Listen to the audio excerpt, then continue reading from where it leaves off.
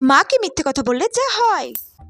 মা কি হয়েছে? মা তুমি সেদিন বলছিলে না একটা ব্যাগ কিনবে, আমি তোমার জন্য একটা ব্যাগ কিনে এনেছি। তুই কেন ব্যাগ কিনতে গেলি? তোকে নিশ্চয় দোকানদার কম দামের ব্যাগ বেশি দামে পৌঁছে দিয়েছে।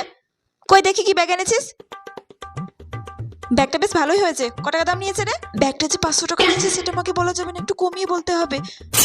মা 100 টাকা নিয়েছে। 100 টাকা দাম নিয়ে নিল, আর 20 টাকা কমাতে পারলি না? মাকে 100 বলেছি তাই তো মা এরকম বলছে। যদি মাকে 500 বলতাম তাহলে তো মা আমাকে আজকে মেরে তক্ত বানিয়ে দিত।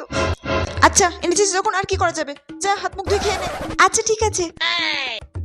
বাবা দুপুরে খাওয়াটা বেশ ভালোই হলো, এবার একটু ভাত ঘুম দিতে হবে। এই মনা শোন না, তুই যে ব্যাগটা এনেছিলি না ওই ব্যাগটা তোর মাসিকে ভিডিও কল করে দেখিয়েছিলাম, তোর মাসি খুব পছন্দ হয়েছে। তোর মাসি তো বলছিল ব্যাগগুলো নাকি বাইরে 500 টাকা করে নেয়, তুই ভালোই কমে পেয়েছিস। শোন না তোর মাসিকে দুটো ব্যাগ এনে দিবি। হ্যাঁ তোর মাসি কালকে এসে টাকা দিয়ে দেবে। এটা কি হলো? এই মনা কি হলো? আচ্ছা ঠিক আছে এনে দেবো কালকে। খুব কম দামে পেয়ে গেছিস ব্যাগটা। এ বাবা মাকে মিথ্যে কথা বলতে গিয়ে আমি তো নিজেই ফেসে গেলাম। এবার আমার পকেট থেকে 1000 টাকা দিতে হবে। তোর ভালো লাগে না।